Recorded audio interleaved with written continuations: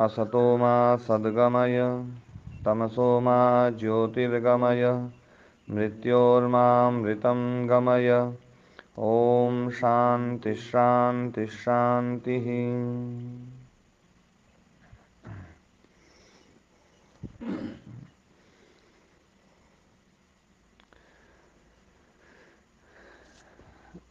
एक दो विषयों पर जो चर्चा करनी थी,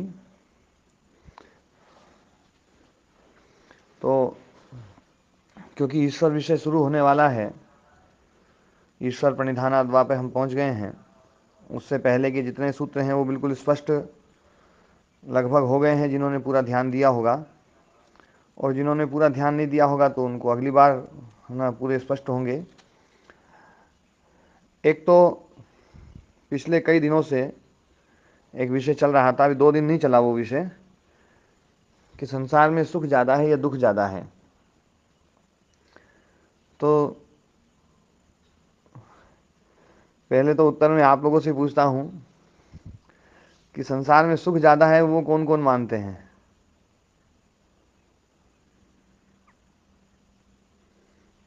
हाँ जी, अरुण चौधरी जी। स्वामी सुख है ही ना। अच्छा, सुख है ही ना। जी हाँ, अरुण चौधरी जी, अरुण आर्य जी। हाँ हाँ स्वामी जी, पहले तो ऐसा नजर आता था कि सुख अधिक है, लेकिन हाँ। अब नजर आने लगा कि दुख अधिक है। अच्छा, फिर कोई और समझाएगा, फिर सुख लगने लगेगा। ठीक है आपने, ठीक है हाँ आपने। जी, हाँ चौधरी जी, अरुण चौधरी जी।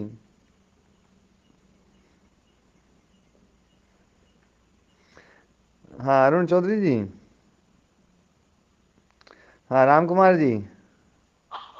स्वामी जी, अरुण चौधरी जी आश्रम में है, वहाँ नेट थोड़ा कम काम करता है, हो अच्छा अच्छा सकता अच्छा। है काम। जी। ओम महाराज जी। हाँ जी, ओम जी। हाँ, संसार में सुख ज़्यादा है दुख आवाज ज़्यादा? नहीं आ रही, मैं एक्चुअली गढ़ी आश्रम में हूँ, यहाँ सिग्नल नहीं पड़ा था। हाँ, अब आवाज़ आ गई आपकी हाँ अच्छी जी, हाँ से। जी। हाँ, आप बता मैं दो, तो सुख ये कह ज़्यादा रहा है हूँ दुख कि ज़्यादा? यहाँ दुखी दुख है, सुख तो है ही नहीं है। अच्छा, ठीक है। दुखी दुख है, यहाँ सुख कहाँ से मिलना है यहाँ। हाँ जी, हाँ जी, अब राम मैंने कुमार कहा जी। इस संसार में दुखी दुख है, समझ सुन लिए, बात दुखी आपकी दुख है सुन जी, ली। सुख कहाँ से जी है। जी जी जी। मेरा ना ये यहाँ सिग्नल नहीं है, मैं कोई बात नहीं ना, ज़्यादा नहीं कट के पूछूंगा। आवाज हाँ आ। जी जी। हाँ राम कुमार जी। ओम महाराज जी, हाँ ओम जी। इस शास्त्रों के हिसाब से तो संसार में सुख है ही नहीं, है तो सारा अविद्या ही अविद्या है। पर प्रैक्टिकल में तो हम जो जी रहे हैं ना, वो तो संसार में सुख ज्यादा मान के ही जी रहे हैं, यहाँ से हटने को मन नहीं कोई करता। बैठ ही नहीं रहा। हाँ जी जी। हाँ जी, योगेश जी। स्वामी जी प्रणाम। ओम प्रणाम जी। जी अभी ज्यादा तो नहीं जानता हूँ, मगर मैं जहाँ तक अगर जिंदगी जीना अगर सीख जाए आदमी, तो सुख के अलावा दुख है ही नहीं। अच्छा अच्छा। जी हाँ जी, योगेश जी। हाँ नमस्ते जी नमस्ते जी। अच्छा जी, अब तक तो यही पड़ा है, सुख ज्यादा। सुख ज़्यादा है ना।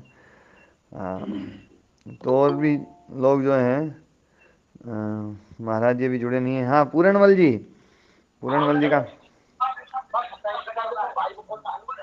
हाँ स्वामी जी, अभी ट्रेन रुकी हुई है, मैं अपने विचार भी दे दूं जी जी। स्वामी जी। हाँ जी। मैं इस बारे में उपदेश करता रहता हूँ, और मैं इसी विषय पे ज्यादा बोलता हूँ। पर मेरा अपना मानना यह है कि संवेदनहीन के लिए तो सुख ज्यादा है, और संवेदनशील के लिए दुख ज्यादा है। मैं इस पे बोलता रहता हूँ, पर आप कुछ खुलासा करेंगे तो और ज्यादा समझ में आएगा। जी जी जी। हाँ जी, पूरण जी, पूरणवल जी।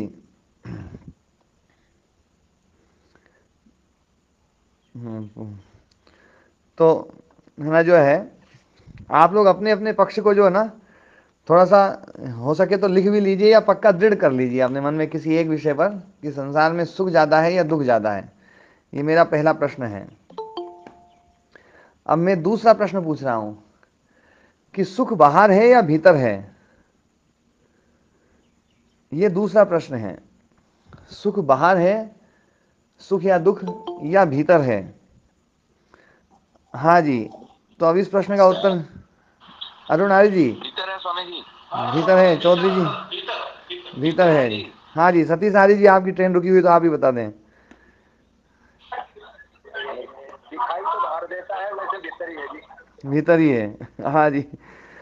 अच्छा, मतलब बड़े पते की बात है। मैं जब भी पूछता हूँ लोगों से संसार में सुख ज्यादा है दुख ज्यादा है, तो बहुत सारे लोग बोले जी सुख ज्यादा है। फिर मैं पूछता हूँ कि अच्छा सुख बाहर है या भीतर है, बोले जी भीतर है। मैंने कहा यार पहले तुमने बताया संसार में सुख ज्यादा है और फिर थोड़ी देर में हम बदल जाते हैं, थोड़ी देर में हम ये कह देते हैं कि सुख तो बाहर नहीं भीतर है। तो इसका मतलब संसार में तो सुख हुआ ही नहीं। मतलब जो है थोड़ी देर में, मतलब ज्यादा देर में हुई नहीं अभी तो। इसमें इसमें विषय ही अपन ने शुरू नहीं किया, लेकिन लगभग सबका विषय, सबका विचार यही होगा। क्यों जी योगेश जी, कि सुख और दुख भीतर ही है। तो जी परमात्मा ने इतनी बड़ी प्रकृति बनाई है, इतने सारे साधन संसाधन दिए हैं, जी और ये भोग के लिए दिए हैं। भले ही वो भोग अपवर्ग के लिए दिया हो, जी। लेकिन ये जो भोग दिए हैं, भोगों में सुख होगा तभी तो संसार में सुख है। तो मुझे तो यही लगता है संसार के पदार्थों में सुख है। अच्छा जी। नहीं, पर मैं अभी जो प्रश्न मैंने दूसरा पूछा था, तब आपके मन में क्या आया था? सुख और दुख भीतर है या बाहर है? तो आपके मन में क्या आया था? नहीं आचार्य जी, मैं तो यही मानता हूँ कि संसार में जो जिस संसार के सुख की हम बात करते हैं, यदि इस लौकिक सुख की बात करें तो लोक में सुख है। अब लोग तो हो रहे हैं ना, मन के भीतर तो साधन हो सकते हैं उस सुख को अनुभव करने के, लेकिन बाहर तो सुख तो बाहर ही है, रसगुल्ला तो बाहर है आचार्य जी। अब एक बात है, रसगुल्ले में जैसे आचार्य जी ने बताया सुख है ना, ऐसी बहुत सारी चीज़ें हैं जिसको अपन देख सकते हैं कि इनमें सुख है, इसमें सुख है, इसमें सुख है। और बहुत सारी चीज़ें हम देख सकते हैं जैसे भयंकर गंदगी हो, कीचड़ है, उसमें सुख है या दुख है? गंदगी में सुख है या दुख है? दुख है आचार्य जी। हाँ जी, सत्य है ना अरुण आर्य जी, गंदगी में सुख है या दुख है? दुख है। अच्छा देखो, सब दुख बोलते होंगे, सबसे पूछने की बजाय मैं अब सीधा पूछ दूं, उसमें जो सुअर है, सुअर उस कीचड़ में दुख ले रहा है या सुख ले रहा है? वो तो सुख ले रहा है। तो फिर तो कीचड़ में दुख है, तो फिर तो उसको दुख मिलना चाहिए था हैं?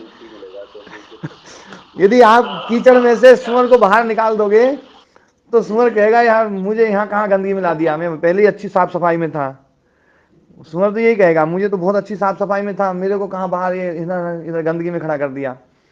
तो इसका मतलब है कि अपन जो मान रहे हैं कि भैया गंदगी में दुख है तो सबको दुख मिलना चाहिए, पर वहां तो दुख नहीं मिल रहा उसको, सुअर को। तो हमें अपनी मान्यताओं को थोड़ा सा और स्पष्ट करना पड़ेगा कि हम जो है ना जिन पदार्थों में दुख मान रहे हैं या जिन पदार्थों में सुख मान रहे हैं, वास्तव में उसमें सुख है या नहीं है। यदि सुख होता तो सबको मिलता, और यदि उसमें दुख होता तो सबको मिलता। इसका मतलब है कि सुख और दुख जो है ना, वो है ना जो है ना जिस ढंग से हम मान रहे हैं उस ढंग से नहीं है। मैं एक बात और भी इसमें पूछना चाहता हूं आप लोगों से, सुख आना और सुखी होना एक ही चीज है, अलग अलग है?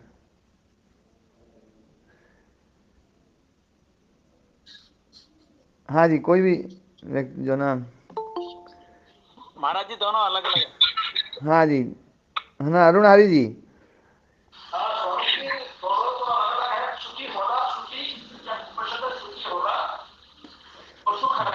सुख आना और सुखी होना दोनों अलग अलग चीज है ना? हाँ अलग अलग है। कई लोग एक मानते होंगे, तो मैं थोड़ा अगला प्रश्न पूछ लेता हूं कि दुख आना और दुखी होना एक ही चीज है, अलग अलग है? ये थोड़ा सा ज्यादा स्पष्ट होगा। ये भी अलग अलग है। ये तो बिल्कुल अलग अलग दिखाई देता है कि दुख आना और दुखी होना ये अलग अलग है। तो इसका मतलब है कि सुख ना भी आए तो भी आदमी सुखी हो सकता है और दुख ना आए तो भी आदमी दुखी हो सकता है। बिल्कुल महाराज जी, काफी हद तक हो सकता है। मतलब ये जो चीज है, अच्छा ऐसा विचार करते हुए तो ऐसा लगता है कि संसार संसार में तो कुछ है ही नहीं, सब कुछ अपने भीतर ही है। यदि हम थोड़ा सा ऐसा विचार करते हैं तो हमें ऐसा लगता है कि हम जो है ना संसार में जैसा सुख और दुख मानते हैं वैसा सुख दुख मतलब जो है वैसा नहीं है। सुख आना और सुखी होना ये बिल्कुल भिन्न है, दुख आना और दुखी होना ये बिल्कुल भिन्न है। मैंने ऐसे महापुरुषों को देखा है जो है ना जिनके पास में दुख आता था पर वो दुखी नहीं होते थे। और मैंने ऐसे भी लोगों को देखा है जिनके पास में सुख आता है पर वो सुखी नहीं होते हैं बेचारे।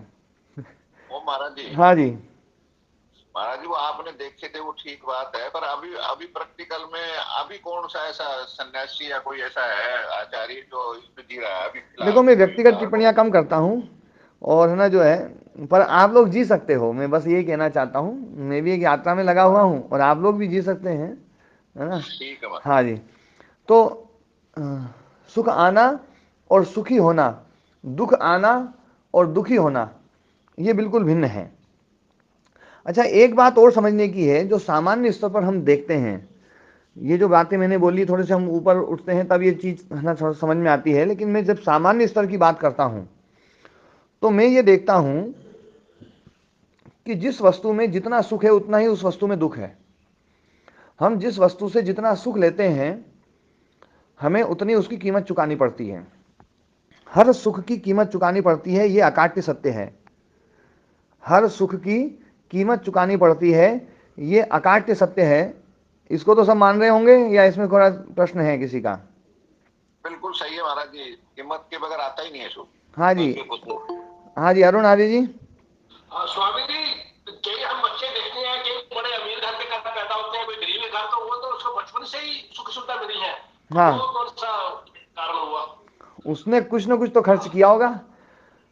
अपन देखो, बचपन वाली चीज तो बाद में जोड़ते हैं, पहले मैं एक बात देखता हूं। हम एक गिलास दूध लेते हैं, एक गिलास दूध लेते हैं या कोई एक फल लेते हैं या कोई भी और चीज लेते हैं, तो बिना मेहनत के मिलता है या मेहनत के मिलता है? मेहनत के मिलता है जी, मेहनत करके। और मेहनत में सुख है या दुख है? दुख है। हाँ, सुख बिल्कुल भी नहीं है, ध्यान रखना। कई लोग ये बोलते हैं मेहनत में तो बहुत बड़ा सुख है, लेकिन मेहनत में भी सुख होता तो संसार बिना फल के भी मेहनत करता, पर बिना फल के कोई मेहनत नहीं करना चाहता है। इसका मतलब है कि फल में सुख भले होगा, मेहनत में तो सुख नहीं है। नहीं तो है ना जो है ना, केवल आदमी मेहनत के लिए ही बोले भैया मेहनत में ही सुख मिल रहा है, अपन तो मेहनत करेंगे, फल वल नहीं चाहिए, मेहनत में ही सुख मिल रहा है, मेहनत करेंगे। ऐसे लोग बहुत थोड़े से मिलते हैं, पर वो कहते भले ही हैं, लेकिन ये तात्विक दृष्टि से देखेंगे, मनोविज्ञान देखेंगे, तो मनोविज्ञान में भी हम ये देखेंगे कि उस मेहनत के लिए कुछ ना कुछ उनको फल मिल रहा है, उस फल के लिए ही मेहनत कर रहे हैं। तो वास्तव में हम जो भी फल पाते हैं, चाहे एक सेव पा लिया हमने, एक केला पाया या एक गिलास दूध पाया, तो मुझे पता है कि दूध के लिए कितनी मेहनत करनी पड़ती है। लोग गायों को छोड़ रहे हैं, उनको दूध में जो है ना सुख कम दिखाई दे रहा है, उसकी मेहनत में जो है ना बहुत ज़्यादा दुख दिखाई दे रहा है। इसलिए लोग जो है ना पशुपालन को भी छोड़ रहे हैं, खेती को भी छोड़ रहे हैं कि भैया खेती कोई और ही कर लेगा यार, उसमें तो है ना जितना अपन मेहनत करते हैं फल जो है ना उसमें इतना मज़ेदार फल नहीं मिल रहा है। तो हम हर फल के लिए हमें मेहनत करनी पड़ती है, ये अकाट्य सत्य है। हर सुख के लिए कीमत चुकानी पड़ती है, ये भी अकाट्य सत्य है। तो इसका मतलब है कि हर सुख के पीछे या आगे दुख जरूर है। या तो पहले दुख होगा, आपने पहले दुख ले लिया उसके बाद में आपको सुख मिल गया, या फिर आपने सुख अभी ले लिया उसके बाद में दुख मिलेगा। हम ये तो कहते हैं ना, भरपाई करते हैं परमात्मा। जैसे हमने सुख लिया, किसी चीज़ को ना चोरी कर ली, मान लीजिए ना, किसी के 10 रुपये चुरा लिए और 10 रुपये के मजे ले लिए, तो 10 रुपये के मजे ले लिए तो वो 10 रुपये की वापस भरपाई तो करनी पड़ेगी, और वो भरपाई मजे मजे में तो होगी नहीं, वो तो दुख में ही होगी। क्यों जी ना योगेश जी, भरपाई में दुख होगा या सुख होगा? भरपाई में तो दुख होगा सर। दुख होगा, है ना। तो जितना सुख लिया उसकी कीमत तो चुकानी पड़ेगी, चाहे बाद में चुकाओ चाहे पहले चुकाओ। खुद 10 रुपये कमाएंगे उसमें भी दुख है, इसलिए लोग चोरी करते हैं। वो देखते हैं यार कमाने में बहुत दुख है, ये सीधा रास्ता है, उनको बाद का दुख नहीं दिखाई दे रहा है। और जो मेहनत कर रहा है उसको है ना जो है ना, वो देखता है भैया कि ना यदि चोरी करके करेंगे तो बाद में दुख होगा, इसलिए अपन ही मेहनत कर लें, उसमें ज़्यादा दिक्कत होगी। तो इसलिए जो है वो मेहनत कर रहा है, तो मेहनत में भी दुख है। तो दुख जो है ना, मैं जिस निर्णय पे पहुंचा हूं, सामान्य स्थिति पर यदि हम इस पर निर्णय करें, तो जो सुख है, हर सुख कीमत लेता है और वो कीमत दुख रूप में है। इसी प्रकार से हर दुख कीमत देता है और वो कीमत सुख रूप में देता है। ये बात तो बिल्कुल प्रामाणिक हो गई, इसमें तो कोई संदेह नहीं रहा मानिक बाबू महाराज जी है। आचार्य जी, ये बात हाँ, ये बात व्यक्तिशः बदलती नहीं व्यक्तिशः बदलती है। अभी व्यक्तिशः में भी अपन ने काफी पहले तो चर्चा जो है ना मैंने करी कि जो है ना सुख जो है ना बाहर तो है नहीं, व्यक्ति सा तो भीतर ही है वास्तव में देखा जाए तो, पर एक हम सामान्य रूप से जो अधिकतर दिखाई देता है। मैं एक देखो छोटे से उदाहरण देता हूं आपको। किसी के घर में बच्चा पैदा हुआ तो बच्चा पैदा होने पर बहुत सुख होता है, उस बच्चे से व्यक्ति बहुत सुख ले रहा है, बहुत सुख ले रहा है। पड़ोसी के घर में बच्चा पैदा होता है तो उस बच्चे से व्यक्ति इतना सुख नहीं लेता है जितना अपने घर में बच्चा पैदा होता है तो सुख लेता है। और दुनिया में कितने बच्चे पैदा होते हैं, उन बच्चों से कोई सुख नहीं लेता आदमी। अब इसी का उल्टा करते हैं, वो बच्चा मर जाए तो अपने घर में बच्चा मर जाए तो जितना सुख अपन ने लिया है उस बच्चे से उतना दुख जरूर होगा, पक्का है ये, इसको कोई नहीं टाल सकता। कितने ही बड़े से बड़ा योगी है, यदि उसने उस बच्चे से सुख ले लिया है तो दुख जरूर लेना पड़ेगा। यदि दुख को छोड़ना है तो सुख को छोड़ना पड़ेगा पहले। यदि उसने सुख ले लिया है, बच्चे से सुख ले लिया है, किसी वस्तु से सुख ले लिया है, किसी और चीज से सुख ले लिया है, तो यदि सुख लिया है तो उसके छूटने पर उतना दुख अवश्य होगा। इसमें कोई मतलब जो ना ये स्थिति नहीं होगी भैया यार वो सुख भी ले रहा था और छूट गई तो दुख नहीं हुआ, है ना, दुख लेना पड़ेगा उसको। और अपने घर में बच्चा मरा है तो जितना सुख अपन ने लिया था उतना दुख मिलेगा। पड़ोसी के घर में बच्चा मरा तो क्योंकि हमने सुख भी कम लिया था तो वहां दुख भी कम मिलेगा। और दुनिया में कितने बच्चे मर रहे हैं उनसे हमें कोई दुख नहीं होता है क्योंकि उनके पैदा होने पर हमने सुख भी नहीं लिया था। हाँ जी, अब ये जो सिद्धांत रहा इसमें तो कोई भ्रम नहीं है किसी को, अभी स्पष्ट हो गया जी। हाँ जी योगेश जी, इसमें कोई क्योंकि देखो आप विचारक हैं, आप विचार करेंगे इसमें कोई ना कोई तो है ना जो है ना रास्ता निकालने की कोशिश करो, तो मैं फिर उन रास्तों को बंद करूंगा। नहीं अच्छा जी, इस उदाहरण में तो नहीं, जैसा आप कह रहे हैं वैसा ही लग रहा है, लेकिन उदाहरण तो अच्छा एकांगी होते हैं, कई अन्य चीजों में हम दूसरी नहीं चीजें देखो क्या है, जो हम छोटे उदाहरण लेते हैं उन छोटे उदाहरणों में क्या है, हमें कोई व्यक्ति ये कह सकता है कि मैंने दुख थोड़ी लिया। जैसे यदि मैंने उदाहरण पहले लिया था गाय की सेवा का, तो कोई व्यक्ति ये कह सकता था कि गाय की सेवा में मैं बिल्कुल दुख नहीं लेता हूँ, मैं तो गाय की सेवा में बहुत सुख लेता हूँ। मुझे दूध में भले इतना सुख नहीं मिलता जितनी गाय की सेवा में सुख मिलता है, इसलिए मैंने उदाहरण नहीं बदला। क्योंकि वो उदाहरण ऐसे हो सकते हैं जो है ना जिसको व्यक्ति स्वीकार नहीं करता है, झूठ बोल देता है उसमें, या उसके मनोविज्ञान को समझना कठिन हो जाता है। इसलिए मैंने जो उदाहरण लिया है ना वो बिल्कुल एकदम ऐसा वाला लिया जिसमें सब समझ में आता है कि भाई हाँ वास्तविकता यही है कि यदि हमने एक कपड़े से भी सुख ले लिया तो उस कपड़े का वियोग जो है ना हमें उतना दुख देगा ही देगा। ये मृत्यु का दुख क्यों है? मृत्यु का दुख इसलिए तो है क्योंकि शरीर से सुख लिया है हमने, शरीर से सुख लिया है इसलिए दुख है। जिस भी वस्तु के संयोग में दुख है उसके वियोग में सुख होगा, और जिस वस्तु के अच्छा जी, सुख और दुख तो संयोग और वियोग में है ना, वस्तु में थोड़े। हाँ तो अब यही बात मैं अभी मतलब जो समझाना चाह रहा हूँ कि वस्तु के द्वारा जिस परिस्थिति को हमने देखा कि बच्चे का हमें संयोग मिला और बच्चे का संयोग मिला, फिर वो सुख और भी लेते गए, हम और भी लेते गए क्योंकि संयोग निरंतर बना हुआ है, निरंतर हम सुख ले रहे हैं, निरंतर सुख ले रहे हैं, तो वो एकदम से छूट जाएगा तो जितना सुख लिया है उतना दुख जरूर होगा। सुख और दुख की जो क्वालिटी है वो लगभग बराबर बराबर रहेगी, लेकिन वो जो सुख है उस सुख को शास्त्र जो है ना सुख इसलिए नहीं मानते क्योंकि सुख के साथ में उतना ही दुख है। मैं यदि आप लोगों से ये कहूं कि आप जितना है ना सुख ले रहे हैं, सम्मान जितना सम्मान होना चाहिए आपको सम्मान मिलेगा, पर जितना सम्मान मिलेगा उतना ही आपको अपमान भी दिया जाएगा, तो विवेकी व्यक्ति ये कह देगा भैया मुझे वो अपमान नहीं चाहिए। जो है ना जो है अविद्याग्रस्त व्यक्ति है वो ये सोचता है कि सुख तो ले लें, अपन दुख को अपन किसी न किसी प्रकार से हटा देंगे, और ऐसा करके ही वो उस चीज को ना जो है ना वो करता है। बाकी जो है ये तो यथार्थ सत्य है कि जिस वस्तु से हम जितना सुख लेते हैं उस वस्तु से उतना दुख भी हमें मिलेगा, क्योंकि ये अकाट्य सत्य है, सुख कीमत लेता है, हर सुख अपनी कीमत मांगता है, और वो जो कीमत है वो दुख रूप में ही होती है, क्योंकि सुख की कीमत दुख है और दुख की कीमत सुख है। दुख का जो फल है वो सुख है। एक किसान घर में मेहनत करता है या खेत में मेहनत करता है तो उसको दुख होता है, भरी दोपहरी में बिल्कुल उसमें है ना जो है वो कितनी मेहनत करता है, उसको उसमें बिल्कुल सुख नहीं मिल रहा है, ठीक है वो कर रहा है, उसको करना ही है, तो वो सोच रहा है कि चलो इसको अच्छे से कर लो, मजे मजे में कर लो। लेकिन यदि मनोवैज्ञानिक दृष्टि से देखेंगे हम, तो उसमें उसको बिल्कुल भी सुख नहीं है। यदि उसको यूँ बोल दें दूसरे खेत में भी कर ले, तो नहीं करेगा वो। और वो यूँ उसको यूँ कहते बोले भैया तू तो मेहनत किए जा, फल वल नहीं मिलेगा तुझे, तो वो खेत में मेहनत नहीं करेगा। जो है वो दुख जो है, वास्तव में उसमें दुख है। भले वो कह रहा है कि मेरे को तो सुख मिल रहा है, खेती में बहुत आनंद आता है, खेती करने में मजा आ रहा है, ये सब आ रहा है, लेकिन है ना जो है ना, ये सब बातें जो है कहने सुनने में बहुत अच्छी लगती हैं।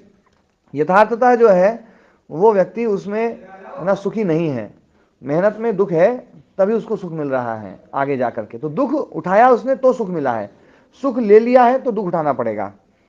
अब ये सिद्धांत हमारा है। और दूसरी बात ये कि जितना हमने जिस वस्तु से सुख लिया है उतना ही उस वस्तु से दुख होता है, और जितना जिस वस्तु से दुख लिया है उतना ही उससे सुख होता है। मैं इसको ये कहता हूं कि एक सिक्के के दो पहलू हैं, दो पहलू हैं, और जितना बड़ा पहलू सुख का है उतना ही बड़ा पहलू दुख का है। जितना बड़ा पहलू सुख का है, मान लीजिए कागज है, कागज के दोनों तरफ है ना, एक हिस्सा इधर है एक हिस्सा इधर है, तो जितना बड़ा हिस्सा सुख का है उतना ही बड़ा दुख का हिस्सा है। इधर से देखो तो सुख दिखाई देता है, इधर से देखो तो दुख दिखाई देता है। योगी इधर से देख रहा है इसलिए इसको छोड़ रहा है, सांसारी इधर से देख रहा है इसलिए इसमें चिपकने की कोशिश कर रहा है, उसको दूसरी तरफ का दिखाई नहीं दे रहा है। चोर चोरी करता है, एक है ना हिंसा करने वाला व्यक्ति जब हिंसा करता है, या असंयमी व्यक्ति जब संयम को तोड़ता है, या परिग्रही व्यक्ति जब परिग्रह करता है, या चोर व्यक्ति जब है ना जो है ना झूठ बोलने वाला व्यक्ति जब झूठ बोलता है, तो उसको केवल एक पहलू दिखाई देता है, उसको दिखाई देता है इसमें सुख है। दूसरी तरफ वाला हिस्सा यदि देख ले तो वो भी यही कहेगा कि यार है ना समाज को जो ना हिंसा मुक्त रहना चाहिए, हर व्यक्ति को जो ना सच बोलना चाहिए, हर व्यक्ति को ये करना चाहिए, वो भी ये कहेगा, क्योंकि जब वो दूसरा पहलू देख लेगा तो। और दूसरा पहलू मतलब जिन लोगों ने ये शास्त्र लिखे हैं, ये ऐसे नहीं है कि अनादिकाल से ये वैसे के वैसे ही थे, कि अनादिकाल से ये इन जीवात्माओं ने जो है बिल्कुल यही माना होगा कि बिल्कुल अहिंसा का पालन करना चाहिए, सत्य का पालन करना चाहिए, चोरी नहीं करना चाहिए, जो है ना इन्होंने हमेशा ऐसा थोड़ी किया होगा। ये भी हम जैसे रहे होंगे, और हो सकता है बहुत तगड़े चोर रहे होंगे, और हो सकता है बहुत बड़े हिंसक रहे होंगे, एक समय तो ऐसा रहा होगा। लेकिन जो है उनको जब वो सुख वाला पहलू दिखाई दे रहा था, दूसरा पक्ष उनको दिखाई नहीं दे रहा था। दूसरा पक्ष दिखाई देते तो इन्होंने योग दर्शन लिख दिया। ये सारे जो बड़े बड़े दार्शनिक हैं, महापुरुष जो हैं, उन्होंने दूसरा पहलू देखा है, तभी तो है ना वो दार्शनिक बने हैं। महर्षि स्वामी दयानंद सरस्वती जी जो है घर से बाहर निकले हैं और वो महर्षि बने तो केवल दूसरा पहलू देखा है इसलिए बने हैं। बाकी जो है ना पहलू दोनों है, उसमें सुख वाला भी और दुख वाला भी है, और बिल्कुल बराबर बराबर है। और ऐसा संभव नहीं है कि कोई व्यक्ति यूं सोचे कि मैं दुख वाले हिस्से को घिस दूं। आप एक कागज को लीजिए और दुख वाले हिस्से को घिसिए, और दुख वाले हिस्से को घिसते जाइए घिसते जाइए घिसते जाइए, और दुख वाला हिस्सा घिस जाए, केवल एक तरफ वाला हिस्सा बच जाए। क्या संभव है? संभव नहीं है। इसका मतलब है कि दुख अकेला नहीं छूटेगा। दुख को छोड़ना है तो वो दूसरे वाले पक्ष वाले को छोड़ना पड़ेगा। सुख को छोड़ना है ना, दुख को छोड़ना है तो सुख को छोड़ना ही पड़ेगा। इसीलिए शास्त्र जितने भी हैं वो यही कहते हैं कि भैया तुम दुख छोड़ना चाहते हो तो इसको छोड़ो, ये संसार में सुख उग नहीं है। दोनों को, वो सुख भी तुम्हें दुख दिखाई दे तो ही छोड़ोगे। तो दुख जो है, दुख और सुख का ये जोड़ा है, ये संसार द्वंद्वात्मक है। ध्यान देने वाली बात है, मैंने पहले भी इस बात को बोला था कि ये संसार द्वंद्वात्मक है, इसमें हर चीज है और बिल्कुल द्वंद्व है। और वो जो द्वंद्व है ना, वो ऐसा कम ज्यादा वाला भी नहीं है, बड़ा मतलब वो है बिल्कुल बराबर बराबर जैसा ही है। और सुख और दुख तो बिल्कुल बराबर बराबर जैसे हैं। तो सुख और दुख बराबर बराबर जैसे हैं, तो हमें यदि दुख को छोड़ना है तो सुख को छोड़ना पड़ेगा। अभी सब लोग सुख में आ सकते हैं और दुख भी भोग रहे हैं। और ये जो कहा जाता है कि संसार में सुख ज्यादा है, सुख ज्यादा है, सुख ज्यादा है, ये यथार्थता बिल्कुल जो है ना गलत बात है। क्योंकि हम दुख की तरफ नहीं देख रहे हैं।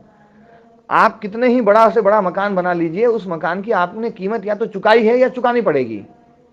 क्योंकि जो पैसा आपने लगाया है, यदि न्यायपूर्वक कमाया है तो बहुत मेहनत कमाई होगी, और जो है न्यायपूर्वक नहीं कमाया है, अन्यायपूर्वक कमाया है, तो मेहनत नहीं करी है, तो ठीक है मकान तो बना लिया है, पर परमात्मा की तरफ से आगे मेहनत करनी पड़ेगी। तो मेहनत करनी पड़ेगी। हाँ ओम जी। महाराज जी, जी महाराज जी मेहनत है, ये बुद्धि वाली मेहनत लगाए या हाथ पैरों से की हुई मेहनत लगाए? सब प्रकार की मेहनत, हर प्रकार की मेहनत में जो है ना दुख है। आदमी चाहे मेहनत है ना, जो ना दिमाग आप लगाते हो राम कुमार जी, आप अपने पड़ोसी की दुकान के लिए दिमाग नहीं लगाते हो। यदि आपको दिमाग लगाने में यदि मजा आता तो आप है ना सबके लिए दिमाग लगाते, नहीं लगाते, है नहीं ना। लगाते। हाँ, बिना पैसे लिए कोई दिमाग नहीं लगाता है। सब जो है ना सब जो है मेहनत कर रहे हैं तो मेहनत के लिए कोई फल दिखाई देता है तब करते हैं। तो मेहनत जो है ना वास्तव में दुखदाई है। आचार्य जी, हाँ जी। एक वरिष्ठ आचार्य जी कहते हैं कि संसार में जितने पदार्थ परमात्मा ने बनाए हैं, हम्म जल, जंगल, पहाड़, नदी, वायु, हम्म पृथ्वी, आकाश, हम्म इन सब से हमें सुख ही मिलता है, दुख तो नहीं मिलता। हम्म दुख तो हम इनमें विकार पैदा करके उत्पन्न करते हैं। और फिर वो कहते हैं कि संसार में वो लोग ये मानते हैं कि ये संसार बहुत, इसमें दुख ही दुख है, दुख के सिवाय कुछ है नहीं, या इसमें दुख ज्यादा है, ये मानते हैं।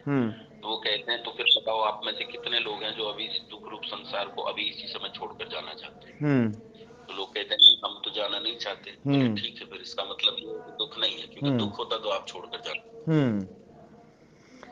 मैं यही बात कह रहा हूं कि ये बात जो है ना बिल्कुल वैसी की वैसी है कि चोरों से पूछा जाए कि भैया चोरी में सुख है या दुख है, और कौन कौन चोरी छोड़ना चाहता है। सब चोरों को जो है ना यही समझाया जाएगा। आतंकवादी को यही तो समझाया जाता है इसमें कितना सुख है, बहुत सुख है, जन्नत मिलेगी, ये मिलेगी, वो मिलेगी, और बहुत सुख है। कोई भी आतंकवादी आतंकवाद को नहीं छोड़ना चाहता है, उसमें प्रवृत्त होना चाहता है। देखो ये जो तर्क दिया जाता है ना कि हर आदमी उसको छोड़ना नहीं चाहता है, ये तर्क जो है ना, इस तर्क को आगे नहीं बढ़ाते हैं वो लोग। इस तर्क को थोड़ा सा आगे बढ़ाए। चोर क्या चोरी छोड़ना चाहता है, आतंकवादी क्या आतंकवाद छोड़ना चाहता है, झूठ बोलने वाला क्या झूठ छोड़ना चाहता है, हिंसा करने वाला क्या हिंसा छोड़ना चाहता है। तो हम ये मान लें कि जो छोड़ना नहीं चाहता है इसका मतलब इसमें सुख है। क्या माने जी योगेश जी? ऐसा तो नहीं मान सकते। अच्छा, हाँ, ये जो तर्क है ना, ये थोते तर्क हैं बहुत। दूसरी बात, जो ये कह रहे हैं कि परमात्मा ने बनाए हैं, तो परमात्मा ने क्या बिना कारण बना दिए हैं या कुछ कारण था? आप मुझे एक बात बताइए कि परमात्मा एक फल भी लगाता है, एक सेव फल भी लगाता है, तो वो सेव फल किसी के भोग के लिए है या बिना मतलब के लिए है? भोग के लिए। अच्छा, मतलब परमात्मा की जो सृष्टि है ना, उसमें एक भी चीज ऐसी नहीं है जो बिना मतलब की हो, कोई ना कोई मतलब की है। तो यदि उस मतलब जो ना सेव फल बनाया तो किसी ने वो मेहनत कर दी और दुख उठा लिया, उतना वो दे रहा है वो कीमत। परमात्मा जो है ना तो सुख के लिए दे रहा है ना दुख के लिए दे रहा है, परमात्मा तो केवल कर्म फल दे रहा है बस। यदि हम ये मान लें कि परमात्मा सुख दे रहा है, तो परमात्मा सुख देना चाहे दुनिया दुखी हो जाए। मतलब ये तो परमात्मा परमात्मा की ताकत ही बड़ी कमजोर हो जाएगी। बड़ा कमजोर है परमात्मा कि वो सुख देना चाह रहा है और सब दुखी हो रहे हैं। परमात्मा को यहाँ पर ये जो चीज है ना, ये जो लोग हैं जो कर्मफल व्यवस्था की बात करने वाले लोग हैं, और वही लोग ये बात बोलते हैं कि परमात्मा सुख दे रहा है और सुख के लिए बनाया है ना, वो कर्मफल को तोड़ रहे हैं। मतलब वास्तव में यदि देखा जाए, मैं देखो तत्वतः दृष्टि से देखूं ना, तो वास्तव में वो लोग कर्मफल व्यवस्था के विरोधी हो रहे हैं। और यही बात तो दूसरे लोग भी कह रहे हैं। यदि मुसलमानों को आप दर्शन को पढ़ोगे तो मुसलमान भी बिल्कुल यही कह रहा है कि खुदा बिल्कुल सुख देगा, तुम खुदा की बात मानते रहो और बढ़िया जो है ना बहुत सुख है, बहुत बनाया ये संसार जो ना खुदा ने बनाया है, ये सुख के लिए बनाया है। और ईसाई भी यही कह रहे हैं, फारसी भी यही कह रहे हैं, सब जो है ना यही कह रहे हैं। सबका मतलब जो है ना, हम भी जो है ना यही कह रहे हैं, बस थोड़ा सा यही है कि अपन। महाराज जी, हाँ जी ओम जी। महाराज जी, मुसलमान तो सुख के लिए नहीं बताते संसार को, तो कहते हैं परीक्षा के लिए बनाया है संसार। नहीं, पर वो यहाँ पर आ गए हैं तो जो कर्म करने के लिए बोल रहे हैं और जो चीज बोल रहे हैं वो सब। मुसलमानों का महाराज जी ये मानना है हाँ, कि अल्लाह संसार को बनाता है परीक्षा के लिए, सुख के लिए नहीं बनाता। और परीक्षा के लिए बनाता है, इधर सुनो, परीक्षा के लिए बनाता है। रहने की जगह नहीं है। मैं आपको सुनो, गरीब बना दिया तो गरीब में खुश रह के परीक्षा दो, अमीर बना दिया तो अमीर में सुखी रह के परीक्षा दो। बिल्कुल समझ में आ गई बात। मैं इसी पे एक प्रश्न उठाना चाह रहा हूँ राम कुमार जी की, परीक्षा के लिए बनाया है, कोई व्यक्ति परीक्षा में पास हो गया तो उसको सुख मिलेगा कि नहीं मिलेगा? जन्नत में मिलेगा। हाँ, तो यही बताते हैं वो। देखो वो कहने का तरीका है कि ये संसार परीक्षा के लिए है, यहाँ सुख नहीं मिलेगा तुम्हें, यहाँ तुम सुख मत सोचो, यहाँ केवल परीक्षा दो, खुदा ने जो कहा है वो काम करो, तुम्हें सुख मिलेगा। तो वास्तव में मनोविज्ञान तो देखो हम ये देखेंगे तो उनका जो है ना मतलब अंतिम गोल तो परीक्षा भी सुख के लिए है ना। मतलब ऐसा नहीं है कि वो सुख नहीं दे रहे हैं, सुख तो वो भी दे रहे हैं, वो भी सुख के लिए मान रहे हैं, परीक्षा भी सुख के लिए ही है, शिक्षा को सुख के साथ ही जोड़ा है। सुख के साथ जोड़ रहे हैं वो, और अपन संसार को सुख के साथ जोड़ रहे हैं। पर देखो मैं तो देखो एक बात और भी कहता हूं कि परमात्मा की पूरी कर्मफल व्यवस्था को हम है ना जो है ना छिन्न भिन्न कर देते हैं जब हम ये बोलते हैं कि परमात्मा ने सब सुख के लिए बनाया है। ये बोलना चाहिए कि परमात्मा ने तो जिसने जैसा कर्म किया था ना उसके हिसाब से वैसा बनाया है, तत्वता तो यही है। लेकिन हम जो ना मतलब ये बोल देते हैं कि देखो पहाड़ पर्वत जंगल नदी ये पेड़ पौधे सब देखो कितना सुख दे रहे हैं। यहाँ कोई भी सुख जो आप ले रहे हो हर सुख की कीमत ली जा रही है। ये मतलब जो संसार है ना बिल्कुल वैसा का वैसा ही है जैसे रेस्टोरेंट है।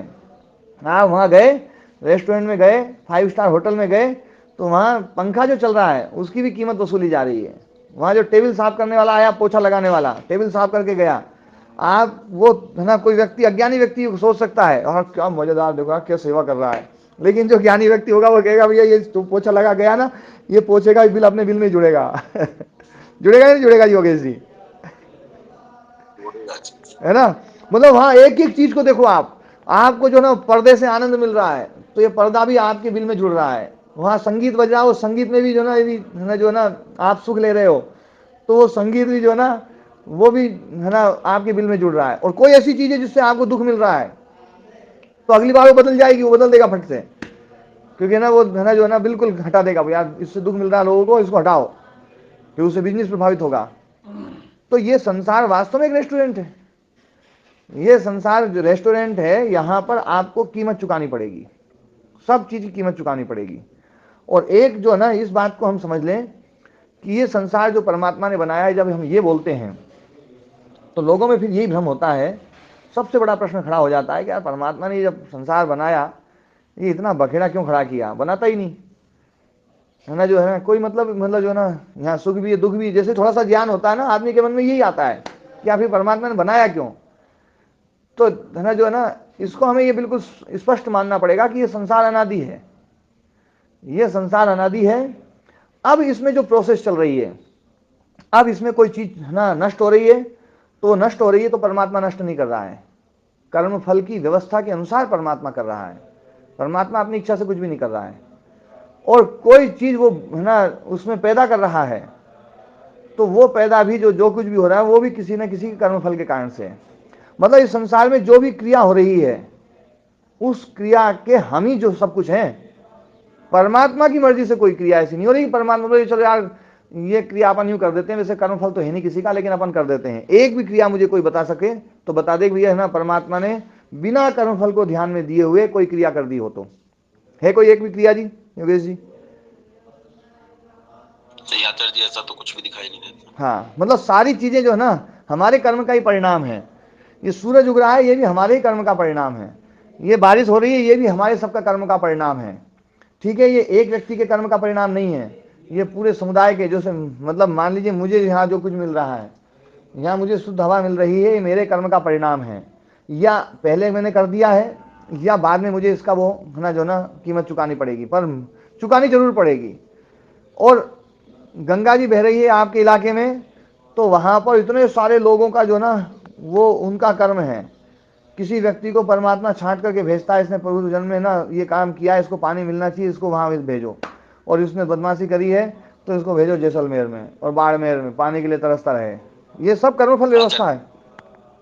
अच्छा जी, प्रकृति विकृति में और विकृति प्रकृति में लय हो रही है, हाँ, इसके कर्म का परिणाम। जो प्रकृति विकृति में और विकृति प्रकृति में, ये सारा का सारा कर्मों का ही परिणाम है। परमात्मा खुद नहीं कर सकता, अपने आप करे, फिर उस क्रिया का प्रयोजन क्या रहेगा?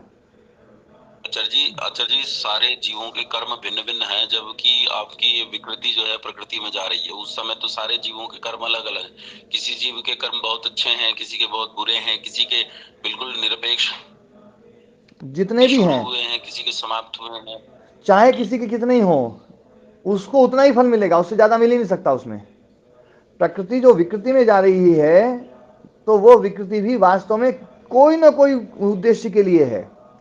इस संसार में एक पत्ता भी उगता है तो कोई ना कोई उद्देश्य के लिए है, और उद्देश्य केवल और केवल जो ना भोग है, केवल और केवल भोग है।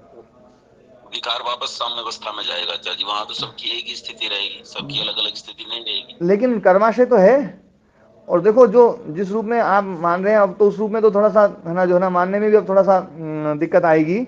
लेकिन अभी तो मैं देखो, क्योंकि हम जो है ना सीधा एकदम से वहाँ पहुँचा देते हैं जहाँ पर मतलब चीज़ों को ना मतलब उलझाने की सुविधा है। अपन तो ये देखें ना सामान्य रूप से जो है ना कि एक पत्ता उग रहा है, अब वो पत्ता उग रहा है, वो पत्ता जो निकल रहा है वो पत्ता भी किसी न किसी के कर्म का फल है या परमात्मा बिना मतलब के बिना प्रयोजन के उगा रहा है उसको। नहीं आचार्य जी, उलझाना अभी प्रयत्न नहीं, मैं नया रमेश बाबा तो नहीं हूँ। नहीं नहीं नहीं नहीं नहीं, मैं ये नहीं कह रहा। हाँ उलझाने वाली बात नहीं। ये देखो क्या है, हम जो है ना ये हमारे पास में ऐसी सुविधा है कि अपन जो है ना फट से जो है ना आश्रय ले लेते हैं। जैसे क्या होता है, फट से परमात्मा का आश्रय ले लिया, फट से जो है ना प्रकृति मूल प्रकृति में पहुंच गए उसका आश्रय ले लेते हैं हम। या है ना जो है कोई भी चीज़ जैसे हमें कोई समझानी होती है ना, वो चीज़ जैसे नहीं हो रही हो तो हम बोले नहीं ये परमात्मा करता है ना, परमात्मा बड़ा शक्तिशाली है, बड़ा वो है।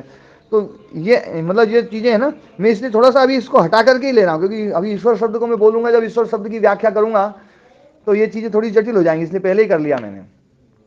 और मतलब मैं तो ये कहता हूँ कि इस संसार की हर क्रिया भोग के लिए है और भोग अपर के लिए है। पर आचार्य जी ये प्रश्न भी है, जो जैसे मुसलमान लोग ये कहते हैं कि एक दिन डूम्सडे होगा, कयामत का दिन होगा, कयामत के दिन सबका न्याय होगा। अब जो बच्चा एक दिन पहले पैदा हुआ था उसका भी कयामत के दिन न्याय होगा, और जो कयामत इसके शुरू में हुआ था उसका भी कयामत के दिन न्याय होगा, या न्याय लगता है। तो जब हमारी ये जो विकार है ये प्रकृति में लय होगा तो उस सब जीवों के कर्म अलग अलग है, उनके उस जीवन के कर्म अलग अलग है। और वहां जो प्रकृति में जो भी भोगेंगे, मूल स्थिति में जो भी रहेगा, जीवात्मा की जो स्थिति रहेगी वो तो सबकी समान रहेगी और लंबे काल समान रहेगी। यहाँ जो हो रहा है वो किसके कर्म के परिणाम स्वरूप हो रहा है? देखो अपन वहां की बात अभी बाद में कर लेंगे, क्योंकि उस जो है ना प्रलय वाली अवस्था और वो जो है ना पहले तो अभी वो भी अपने लिए परीक्षा कोटि में है अभी, है ना। हाँ अभी अपन ये देखते हैं कि संसार में जो कुछ भी मतलब जो ना पेड़ पौधे उग रहे हैं, या ये पहाड़ बना हुआ है, या सूरज उग रहा है, सूरज की रोशनी आ रही है, या बादल पानी बरस रहा है, या कोई भी क्रिया, हवा बह रही है, गर्मी हो रही है, ठंडी हो रही है, वातावरण बिगड़ रहा है, वातावरण अच्छा हो रहा है ना, अन्न उग रहा है, या कोई भी चीज़ उग रही है, एक मतलब एक किसी भी एक क्रिया को आप ले लीजिए, मतलब ना यहाँ तक कि घास का एक तिनका भी जो उग रहा है, वो उग रहा है, वो भी किसी न किसी के भोग के लिए है, किसी न किसी का भोग है इसलिए उग रहा है। नहीं तो अनर्थक क्रिया जो है ना, निरर्थक क्रिया इस संसार में संभव नहीं है। ये तो बिल्कुल मानते हैं, है ना। जब ये मानते हैं तो इसका मतलब ये तो भोग है। तो परमात्मा ने मतलब जो भोग है वो सुख भी है दुख भी है। तो परमात्मा सुख रूप में बना रहा है संसार को, ये गलत हो गया मतलब है ना मानना। जैसा कर्म है वैसा बनाया है, तो उसकी कीमत पहले चुका चुके हैं, इसलिए सुख दिखाई दे रहा है, और दुख दिखाई दे रहा है तो इसका मतलब है पहले अपन ने उसका फल ले लिया है। ठीक बात है ना। तो इसका मतलब है कि हर सुख की दुख होना कीमत है। तो ये जो मानना है कि परमात्मा ने सुख रूप बनाया है, ये तर्क भी खंडित होता है कि परमात्मा ने सुख के लिए बनाया है। परमात्मा ने सुख के लिए बिल्कुल नहीं बनाया है। परमात्मा ने यह संसार जो ना अपने कर्मफल के हिसाब से है, ये सब कुछ कर्मफल के हिसाब से वो सब कर रहा है, वो व्यवस्थापक वही है, और जैसा हमने कर्म किया वैसा दे रहा है। वो अपनी तरफ से कुछ भी नहीं दे रहा है। जब अपनी तरफ से कुछ नहीं दे रहा है तो उसको एक तरफ करना पड़ेगा कि भैया अब ना कि तुम तो दे ही नहीं रहे हो कुछ, जो कुछ भी ले रहे हो तो हम ले रहे हैं, अब हम दे रहे हैं ले रहे हैं, तो फिर उसके बाद भैया तुम्हारे कारण से हम सुखी मान लें अपने आप को या दुखी मान लें, वो ठीक नहीं है। अपने कारण से ही हम सुखी दुखी, तो हम अपने कारण से सुखी दुखी हैं। तो जो सुख समझ रहा है कोई व्यक्ति, तो वह उसने कीमत दे करके सुख लिया है या उसको कीमत देनी है, ये तो अकाट्य सत्य है। तो ये ना पक्ष खंडित होगा। दूसरा पक्ष जो ये कहते हैं कि कोई भी व्यक्ति संसार को नहीं छोड़ना चाहता है, तो ये तर्क भी बिल्कुल बहुत सहजता से खंडित हो जाता है कि संसार को छोड़ना नहीं चाहता है कोई व्यक्ति, पाप को भी नहीं छोड़ना चाहता है कोई व्यक्ति, चोरी को भी नहीं छोड़ना चाहता है। तो ये तर्क देकर के भी जो ये कहते हैं कि संसार में सुख ज़्यादा है, और ये तर्क तो बिल्कुल, शास्त्र तो इन तर्कों से बिल्कुल विपरीत चलते हैं। शास्त्र तो जो है ना बिल्कुल इनसे विपरीत चलते हैं। तो मतलब हम अनुमान करें या प्रत्यक्ष में देखें या शब्द प्रमाण का सहारा लें, तो सब में एक ही बात समझ में आ रही है कि ये संसार में दुख जो है ना सुख के बिल्कुल बराबर बराबर है, और हर सुख की हमने दुख रूप में कीमत दी है। और मैं ये बिल्कुल पक्का कहता हूं कि कोई व्यक्ति अपमान में दुखी नहीं होता है। ध्यान देना, कोई व्यक्ति अपमान में दुखी नहीं होता है, तो ये बिल्कुल पक्का है कि वो सम्मान में सुखी नहीं होता है। और जो व्यक्ति सम्मान में सुखी होता है वो व्यक्ति अपमान में दुखी जरूर होगा, कितना ही बड़ा योगी हो। जो व्यक्ति सम्मान में सुखी हो गया है तो वो जो है ना वो योगी है ही नहीं। तो सम्मान में सुख ले लिया है तो अपमान में दुख उठाना पड़ेगा। तो ये बात जो है ना, जो हम कह देते हैं कि भैया हम बहुत सारी चीज़ों को ना जो है ना दुख छोड़ सकते हैं, दुख अपन भीतर की स्थिति से दुख को काबू में कर सकते हैं। तो मैं ये बात समझाना चाह रहा हूँ कि भीतर की स्थिति से दुख काबू में नहीं होता है, सुख काबू में होता है। पहले सुख को काबू में करना पड़ता है, तब दुख नियंत्रित होता है। सुख को छोड़ने हैं तो दुख जाता है, और सुख ले लिया तो दुख साथ में आएगा। बोले भैया मैं तो साथ में हूँ, तुम ऐसा कैसे कर रहे हो कि है ना कागज का एक हिस्सा घिस दिया और एक हिस्सा रह गया। ऐसा हो ही नहीं सकता है, संभव नहीं है। तो ये सुख और दुख का जो है ना ये जो कॉन्सेप्ट है ये थोड़ा सा हम समझें। फिर जिसको हम सुख समझ रहे हैं, यदि वास्तव में देखा जाए तो सुख जो है ना, जिसको वास्तव में दुनिया सुख समझती है, क्या वो सुख है? इस पर भी थोड़ा विचार कर लें। जिसको हम सुख समझते हैं, मतलब जो है वो, जैसे ना अरुण आर्य जी ने प्रश्न उठाया कि एक बालक जो है वो बहुत अमीर घर में पैदा हुआ, एक बालक बहुत गरीब घर में पैदा हुआ, और वो भी इस बात को मानते हैं कि वो अमीर पैदा हुआ है तो वो अपने कर्मों के कारण से हुआ है, उसने उसकी पहले कीमत चुका चुका है, वो तब अमीर घर में पैदा हुआ है। मतलब वो दुख उठा चुका है, अब दुख की कीमत ले रहा है बस वो। और एक बालक जो गरीब घर में पैदा हुआ है तो वो जो है वो पहले सुख भोग चुका है, अब वो सुख भोग चुका है तो उसकी कीमत दे रहा है बस। क्यों जी अरुण आर्य जी? स्वामी जी बिल्कुल स्पष्ट हो गया जी, है ना? तो ये जो ना, ये जब हम सिद्धांत मानते हैं, और इस सिद्धांत को जब हम मानते हैं, कर्मफल व्यवस्था को जितना हम मानते हैं, और हम अपने उपदेशों में अपनी कर्मफल व्यवस्था को बिल्कुल एकदम तहस नहस करके रखते हैं, और हम जो है ना अपनी मान्यताओं में बिल्कुल जो है ना इन बातों का खंडन कर देते हैं, जबकि ये यथार्थता सत्य है कि कर्मफल व्यवस्था यदि सही है तो ये संसार सुख के लिए नहीं बना है। इस संसार में सुख ही सुख है, ये भी बिल्कुल नहीं है। और ये संसार जो भोग के लिए है, वो भोग भी अपवर्ग के लिए है, और भोग वास्तव में दंड है। जो भोग योनि है, अब देखो अपन भोग को मतलब कितना अच्छा मानते हैं कि भोग तो कितनी अच्छी चीज है, तो कोई भी व्यक्ति जो है ना भोग योनि में जाना चाहेगा?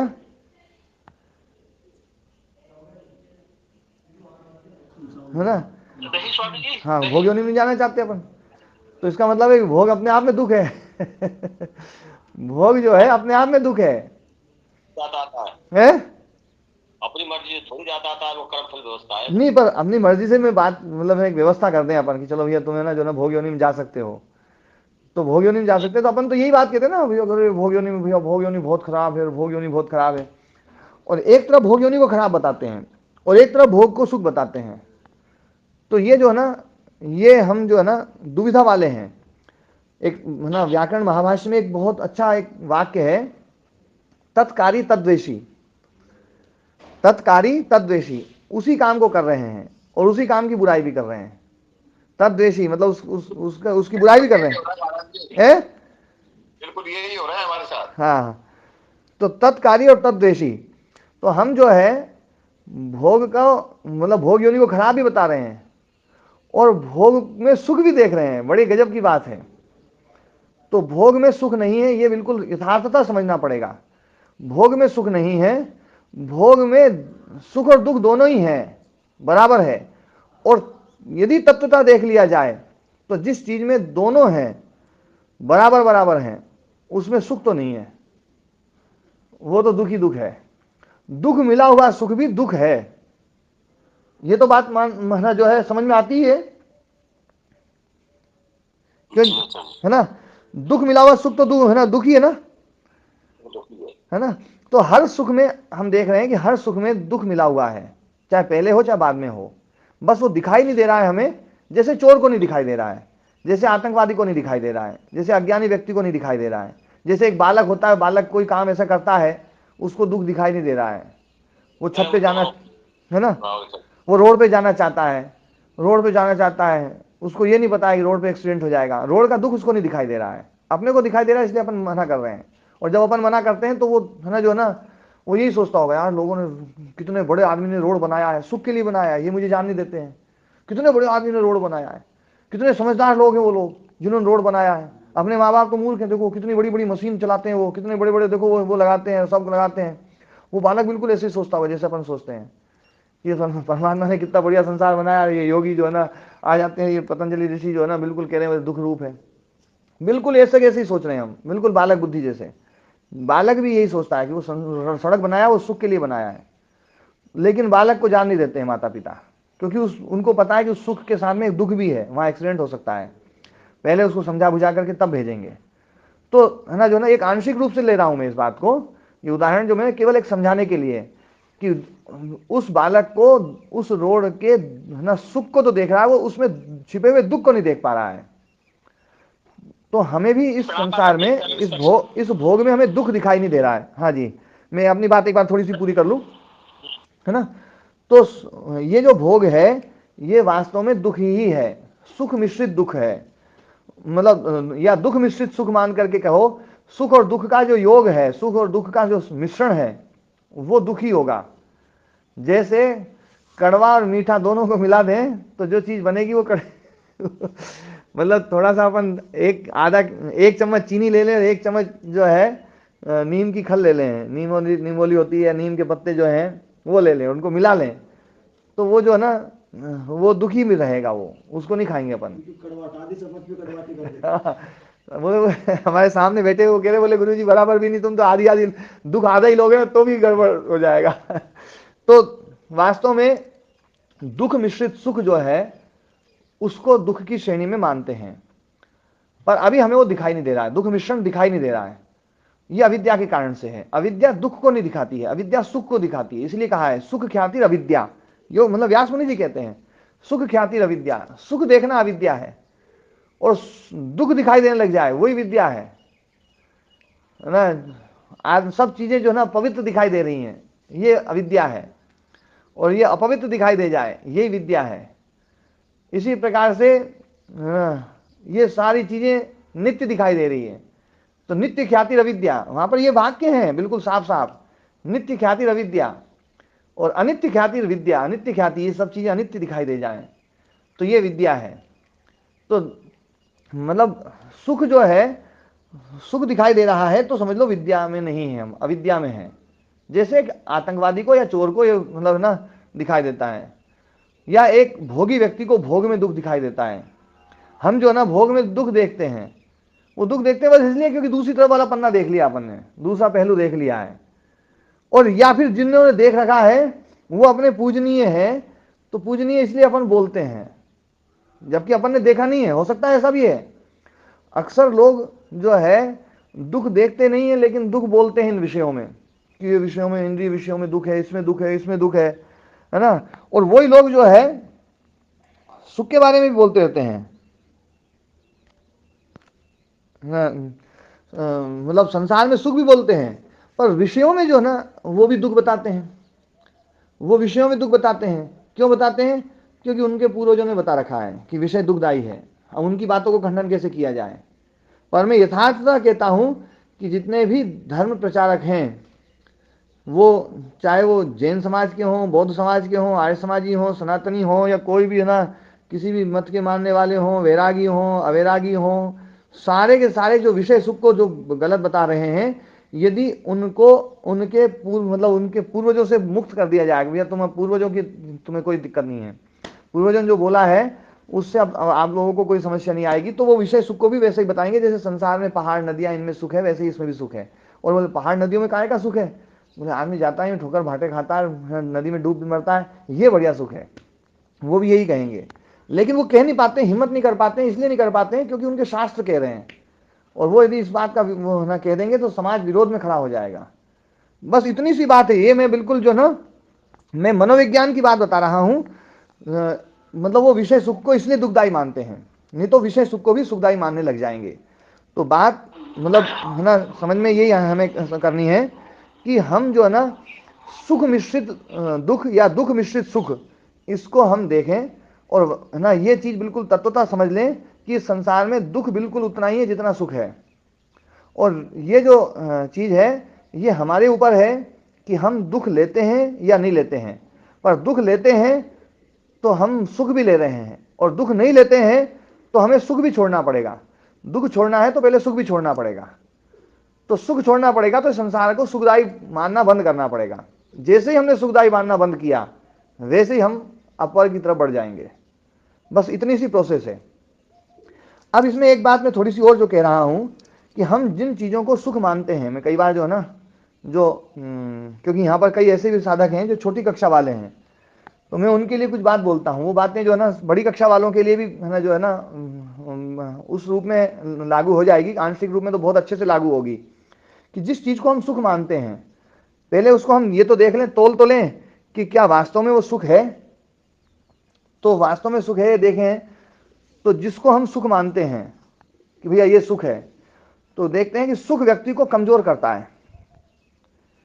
क्यों जी अरुण आदि जी, सुख व्यक्ति को कमजोर करता है या नहीं करता है? एक बालक को हम जब सुख देते हैं जी जी, सुख कमजोर करता है और दुख बलवान बनाता है, ठीक है स्वामी जी। है ना?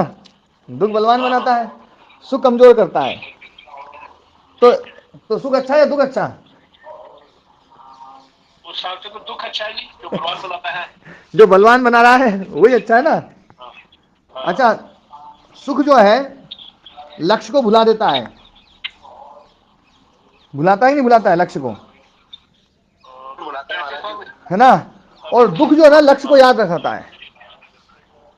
दुख में आदमी लक्ष्य को नहीं भूलता है, वो जो है ना सुख में आदमी भूलता है। बच्चे सुख में जो है ना पल रहे हैं वो लक्ष्य को भूल जाते हैं।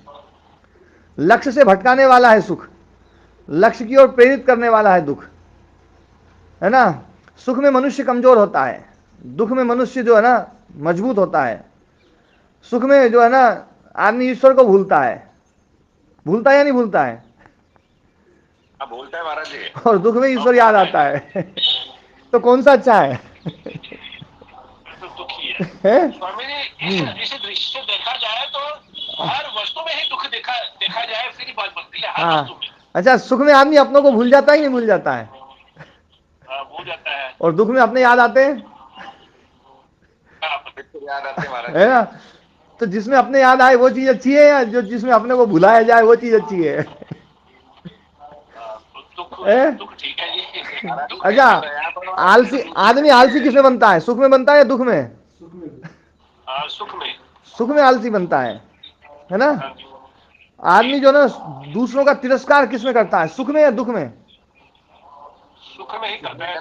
सुख में दूसरों का तिरस्कार करता है ना?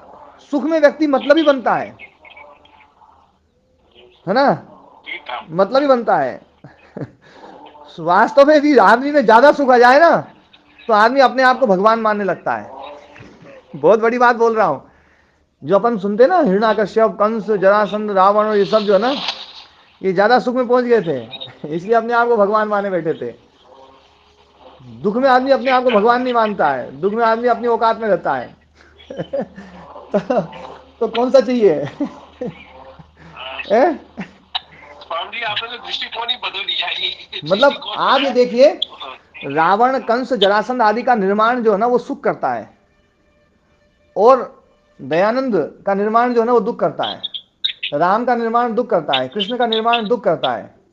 दुख जो है ना इनका निर्माण करता है, सुख इनका निर्माण करता है। आप ये देखो सही, मतलब एक बार ना जो है ना व्यक्ति दुर्योधन बनता है सुख में, युधिष्ठिर बनता है दुख में। अब जो बनना है अपनी मर्जी से देख लो, है ना? हाँ, जहां सुख है ना वहां शकुनी मिलेंगे, जहां दुख है वहां कृष्ण मिलेंगे सहयोगी के रूप में। दुख है ना जो ना कृष्ण दुर्योधन को नहीं मिल सकते, वो अर्जुन को ही मिलेंगे। और है ना जो ना शकुनी दुखी आदमी के पास क्यों जाएगा? जहां मजे वहीं तो रहेगा शकुनी भी। है ना? यदि दुर्योधन का राज्य चला जाता, दुर्योधन जंगल में चला जाता तो निश्चित बात है शकुनी छोड़ के चल जाता, रहता ही नहीं। वहां जो पूरी तिकड़मबाजी लगी हुई थी, सारे जो लोग लगे हुए थे वो सारे उस सुख के लिए लगे थे। तो ना जो है सुख बुद्धि को भ्रष्ट करता है, दुख है जो व्यक्ति के भीतर ज्ञान को पैदा करता है ना? इसलिए ज्ञान के लिए तो महर्षि दयानंद जी ने कह दिया है, सुखार्थिना कुतो विद्या, कुतः विद्यार्थिना सुखम। ध्यान देना, सुख जो है ना ज्ञान को पैदा नहीं कर सकता है, दुख ही ज्ञान को पैदा कर सकता है। इसलिए जो सुख चाहिए उसको विद्या छोड़ देनी चाहिए, और जिसको विद्या चाहिए उसको सुख छोड़ देना चाहिए। मतलब आप ये देखिए, इन चीजों पर हमने विचार नहीं किया है कि दुख जो है ना दुख ज्ञान को पैदा करता है, सुख जो है ना वो ज्ञान को पैदा नहीं करता है जो है। और बड़े मतलब जो है बड़ी गजब की बात है कि जिसका परिणाम दुखदाई है वो चीज अच्छी है, या जिसका परिणाम सुखदाई है वो अच्छी है? क्यों जी अरुणारी जी? जिसका परिणाम सुखदायी है वही अच्छी है। तो सुख का परिणाम क्या है? और दुख है। और दुख का परिणाम सुख। तो जिसका परिणाम सुखदाई है वो अच्छी है ना, तो फिर तो दुख अच्छा हुआ। सुख कैसे अच्छा हो सकता है ना? इसलिए जो ना सुख जो ना इंद्रियों में फंसाता है, इंद्रिय विषयों में फंसाने वाला है, दुख इनसे निकालने वाला है ना? सुख जो है ना, सुख का दर्शन हो गया तो संसार में आदमी फंस जाएगा, दुख का दर्शन हो गया तो आदमी मुक्त हो जाएगा। जितने भी मुक्त हुए ना, आप एक को भी देख लो, कोई भी जो ना संसार को सुख मान करके मुक्त नहीं हुआ है। संसार से भागे, बोलो यार ये तो उसमें मजा नहीं है, छोड़ो इसको, चलो यहाँ से देखो सही कहाँ है ना, जहाँ वो मिलेगा उसको देखेंगे अपन। तो ना जो है सुख दर्शन जो है वो संसार में फंसाता है, दुख दर्शन संसार से मुक्त करता है। सुख है आदमी में जब, तभी जो है ना आदमी जो है ना ये सारे जो दुर्गुण है, पाप है, नशा है, ये सारी चीजें जो है ना, ये व्यक्ति सुख में इनमें फंसता है, दुख में नहीं फंसता है। दुखी व्यक्ति तो इनसे बचकर चलता है, वो देखता है यार जो है ना कि यार मैं इसमें फंस गया तो मेरा दुख दूर नहीं होगा। दुखी व्यक्ति जो है ना ये मतलब बुराइयों से हटता है। दुखी व्यक्ति जो है ना वो मैं कहता हूं कि दुखी व्यक्ति सुखी है और सुखी व्यक्ति दुखी है। सुख जो है ना, सुख और दुख को यदि देखेंगे तो दुखी ज्यादा श्रेष्ठ मिलेगा। इसलिए सुख दर्शन से थोड़ा सा हमें बचना ही चाहिए। सारा का सारा दर्शन जो है ना वो दुख दर्शन पे टिका हुआ है। दुख देखो, दुख देखो, परिणाम ताप संस्कार दुख गुण वृत्ति विरोधाच दुखम एवं सर्वम विवेकिना। तो थोड़ा सा हम विवेकी बने। इसलिए संसार में जो सुख मानते हैं वास्तव में वो अविद्या के कारण से है, या एक प्रवाह हमारा इस प्रकार का बना दिया गया है जिसके कारण से हम इसमें सुख देख रहे हैं, या इसमें हमने कभी सोचा ही नहीं है ना, जो है इस विषय में कभी चिंतन नहीं किया है, इसलिए हम इस संसार को हम सुखदायी मान रहे हैं। तत्वता दृष्टि से देखेंगे तब तो ये सारे तर्क बिल्कुल एकदम थोते दिखाई देंगे और बिल्कुल समझ में आएगा कि संसार में सुख नहीं है, संसार में दुख है। और फिर ये भी समझ में आएगा कि दुख को छोड़ना है तो सुख छोड़ना पड़ेगा। अभी हाँ जी जी अच्छा जी, कुछ विद्वान अलग सुख दर्शन भी देखते हैं ना, सुख दर्शन भी तो करते हैं। जैसे अच्छा चाणक्य के सूत्र आते हैं कि सुखस्य मूलम धर्म, धर्मस्य मूलम अर्थ, अर्थस्य मूलम राज्यम, राज्य मूलम इंद्रिय जय, इंद्रिय जयस्य विनय, विनयस्य मूलम वृद्धौ सेवा आदि आदि जी। ये तो आचार्य जी सुखस्य मूलम, इन्होंने तो सबसे पहले सुख उठाया, उसके बाद उनके मूल ढूंढते जा रहे हैं। देखो एक बात समझने की है ना, सुख का मूल धर्म है, ये जो बात बोली गई है ये केवल अधर्म से हटाने के लिए है। ये जो बात बोली गई है, मैंने देखो 3 प्रोसेस बताई थी। एक है ना जो है ना पाप कर्म, एक है मिश्रित कर्म, एक है पुण्य कर्म, और उससे चौथी अवस्था हो जाएगी कि उन सबको भी छोड़ दिया जाए, वो मुक्ति की वाली अवस्था, निष्काम कर्म, है ना। तो जो पाप में फंसा हुआ है उसको आप मुक्ति का सीधा उपदेश दोगे समझना सही नहीं है। उसको आपको पाप में जो है दुख दिखा करके और बोले भैया पाप नहीं करेगा ना तो तू सुखी रहेगा, वो दिखा करके और फिर जो है ना उसको पाप से हटा करके पहले मिश्रित कर्म में लाते हैं, फिर मिश्रित कर्म से उसको जो है ना पुण्य कर्म की तरफ लाते हैं। पर है ना अंतिम लक्ष्य पुण्य कर्म नहीं है। यदि अंतिम लक्ष्य पुण्य कर्म हो जाए तो फिर ये दर्शन सब बेकार। अंतिम लक्ष्य जो है ना वो तो जो है ना मोक्ष ही है। जैसे मैं छोटा सा उदाहरण देता हूं, जितने भी जीव जंतु हैं इन सारे जीव जंतुओं से सीधी मुक्ति नहीं होगी कि होगी? नहीं आचार्य जी, नहीं। है ना। तो सारे जीव जंतुओं से पहले जो खराब है ना, जो बहुत ही मतलब निकृष्ट योनियां हैं, उन निकृष्ट योनियों से पहले उत्कृष्ट योनि में आना पड़ेगा, और फिर उत्कृष्ट योनि के बाद में फिर जो है मनुष्य बनना पड़ेगा, और फिर मनुष्य से जो है ना मुक्ति होगी। तो निकृष्ट से अच्छी वाली में आ गए, अच्छी वाली से फिर पुण्य में आ गए, और फिर पुण्य से जो है ना जो है मुक्ति में गए। प्रोसेस यही है। तो आचार्य जी का हम ये माने कि जैसे आचार्य चाणक्य आदि कहते हैं कि विज्ञानेन आत्मानं संपादयेत् संपादित आत्मा जितात्मा भवति जितात्मा सर्वार्थे संयुज्यते। ये सारी की सारी जो बातें हैं ना, ये सारी की सारी बात जो है वो केवल और केवल पाप से हटाने के लिए है ना। और देखो इनमें भी आप देखेंगे तो इनमें भी आप जैसे धर्म से मूलम है ना, जो है ना सुख से मूलम धर्म, सुख का मूल है बोले धर्म। तो सुख का मूल धर्म है, तो ये बताना की कोशिश है कि जहां जहां धर्म है वहीं सुख है। और इस संसार में हम देख रहे हैं कि धर्म नहीं है, अधर्म ज्यादा है। आप कोई भी सुख लेते हैं तो उसमें है ना, मतलब यहाँ तक कि देखो मैं तो व्यास मुनि जी को वो करता हूँ, कोट करता हूँ। व्यास मुनि जी कह रहे हैं कि बिना है ना पाप के जीवन नहीं चल सकता है, बिना पाप के जीवन नहीं चल सकता है। आप अन्न भी पैदा करोगे तो पाप करना पड़ेगा, आपको जीवन चलाना है तो पाप करना पड़ेगा। देखो मैं उनका जो ना कोट जो है ना वही पढ़ता हूँ। ये देखो ये बताया है, परिणाम ताप संस्कार दुख गुण वृत्ति विरोधाच दुखम एवं सर्वम विवेकिनः। वहां पर व्यास मुनि जी ने एक वाक्य लिखा है, और व्यास मुनि जी बड़े प्रामाणिक हैं, है ना। नानुपहत्य भूतानि उपभोगा संभवती इति हिंसा कृतोप्यस्ति शारीरः कर्माशय इति, है ना। बिना भूतों को मारे उपभोग संभव नहीं है ना। इसलिए हिंसा कृतः अस्ति शारीरः कर्माशय, शरीर से किया जाने वाला कर्माशय कर्म जो है वो सारा का सारा हिंसाकृत है, वो हिंसा के द्वारा ही होगा, उसमें हिंसा है ही। बिना मतलब शरीर को चलाने के लिए जो भी कर्म करोगे उसमें हिंसा है, अवश्य है ना। इति विषय सुखम च अविद्या युक्तम, इसलिए विषय सुख जो है सारा अविद्या से युक्त है।